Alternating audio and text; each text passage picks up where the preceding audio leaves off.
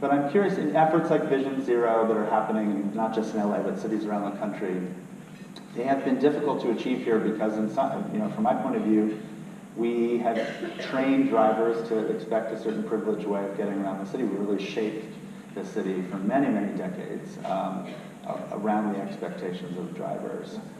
So do you see that pushback shifting? Do you see that kind of resistance going away over time as we sort of accelerate this transition to? I think the conflict is overstated and overamplified, which isn't to say we don't have some intense moments of conflict. But we've done, as I mentioned, over 1,200 Vision Zero improvements.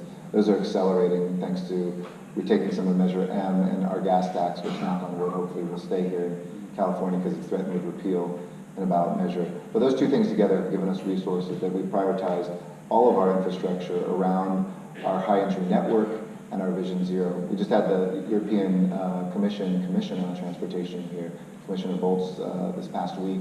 And Europe, where it was born, she and I were talking about getting many more American cities. They don't have a single American city participating in a single day they do in September, where they try to have one day with no traffic deaths. And just the focusing that does on a single day, I think we've got to continue to get better and better. There are certain moments in which you have talk radio and everybody's protesting and there's conflicts, but most revolutions happen quite quietly. And as long as I always say you have to be honest enough to say, okay, if I do 1,200 things, not all of them are going to work. Be able to be humble enough to roll certain ones back. But on balance, if you're doing 95% of the things that you set out to do, that's a pretty good batting average, and just keep doing them.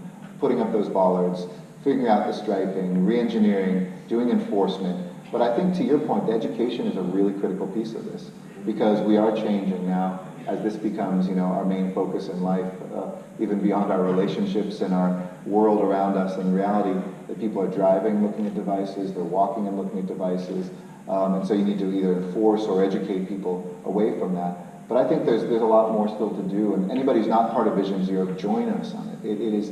I think people caricature that, oh my gosh, political leaders shouldn't do this. Here in LA, they're like, we announced that we were going to do Vision Zero and try to eliminate traffic deaths by 2025. And suddenly they're like, oh, it's not done yet. People are still dying. Well, we had a 7% reduction last year, double-digit reduction in pedestrians this year.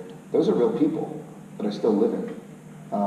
You can't quantify or point to who they are, but that is worth it. And a decade of that, if we cut it in half instead of by 100%, that was worth doing, because those are people who are going to be alive for decades from now because of those improvements.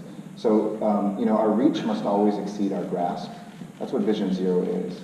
Ending homelessness, trying to get rid of poverty, making people have a decent wage, building enough affordable housing for everybody. Do we always get there right away? Do we always get all the way there? Of course not. But once in a while, when you reach that far, you actually do grasp what you're going after. And in that poem where that comes from, a Robert Browning poem, our reach must exceed our grasp. After all, what is heaven for?